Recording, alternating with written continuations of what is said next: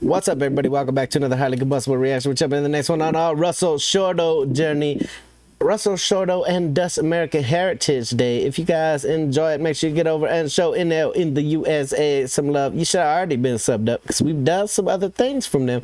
We already smashed the like button. Definitely go show the love. Let's see what we got. Let's learn. Hi there. This is Russell Shorto. I'm the author of the book, The Island at the Center of the World, about the Dutch founding of New Amsterdam, which became New York. Now, why is November 16th chosen as the date to celebrate a connection between these two countries? Why is there only one day that celebrations a connection between the two countries when we've got all kinds of stuff from the Dutch, including our little Wi-Fi, as you like to call it? On that date, in the year 1776, an American ship was sailing into the port of the Caribbean island of St. Eustatius, which was controlled by the Dutch. This was shortly after the Americans had declared independence. No nation had yet recognized We know this the new Dutchies country. recognize us first. The American ship fired a salute, as was custom, on entering the harbor. The returning salute from the Dutch, from the island, was one that was given in recognition of a ship from a foreign power. So that salute, the first salute from the Dutch, was the first recognition of the sovereignty of what would become the United States.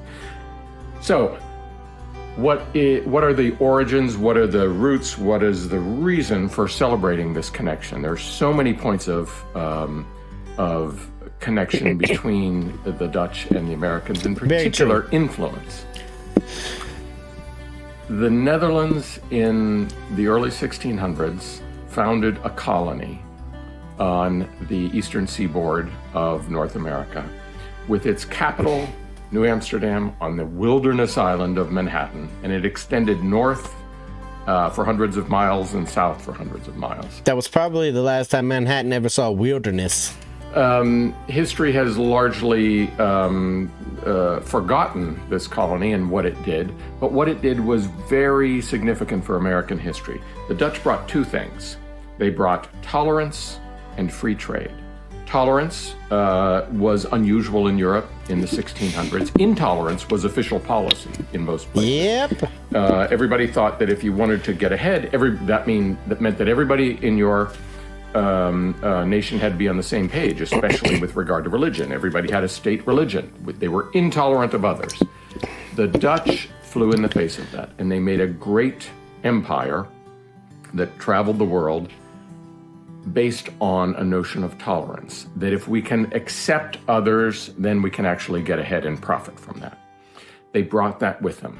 The Dutch may have been the first country to figure out that tolerance works. We still, as America, haven't figured out that damn tolerance works. We still want to put everybody into their little boxes. We still have a lot of intolerance towards other people, intolerance towards immigrants, though we're all immigrants. Makes no damn sense. The Dutch at the same time invented the principles of what would become capitalism. They invented the concept of shares of stock and of a stock exchange. They invented the modern notion of free trade, and they brought that with them too. So if you think about it, those two things, tolerance of others and free trade, those are recipes for what would become New York City. So the Dutch colony lasted from the 1620s until 1664, when the English took it over and renamed it New York. But when the English took it over, they kept those features. They saw that this functioning port city was doing something valuable. They didn't necessarily understand how it worked, but they wanted it to keep working. So they kept these features in place, allowing for continuity, allowing New York to be essentially New Amsterdam, but under the English.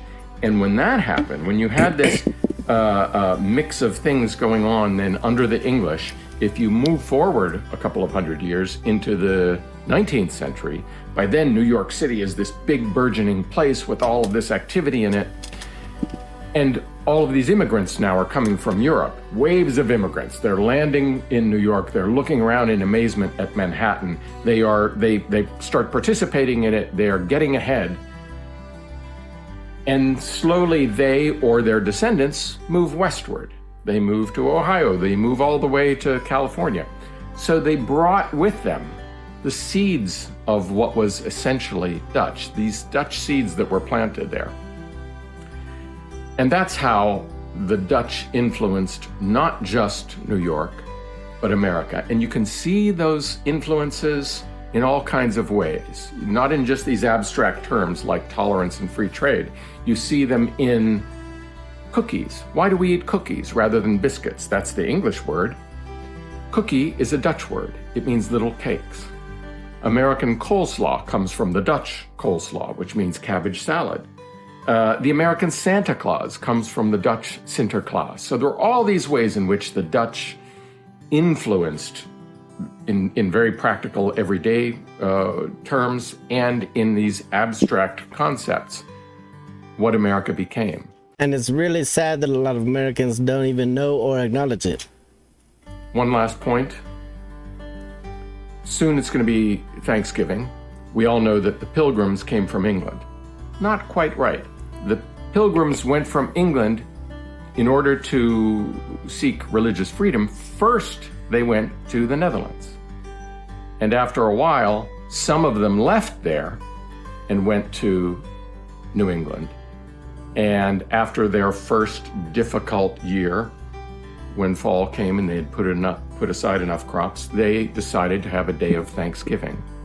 The day of Thanksgiving was a tradition in the Dutch culture.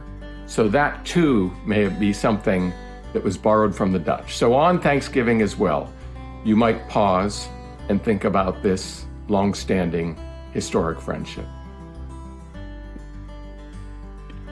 Hey, shout out to all my Dutchies. Shout out to Russell Shorto for keeping it real and alive and reminding us of all of these things in history that maybe we don't get taught otherwise. It's definitely a journey, a learning journey, one that I appreciate. I've learned a ridiculous amount about my own history through Dutch history, and it makes no sense to me whatsoever that it doesn't get taught, that we don't know these things, that there aren't more Americans that are into learning things like this. So very, very cool indeed. Get over, show Russell Shorto some love. Go show NL in the USA some love. Hit the like button if you liked it, the dislike button, but I won't believe you. Until the next one, I'm highly combustible. You guys be happy, healthy, safe. I love you to the moon and back. Peace.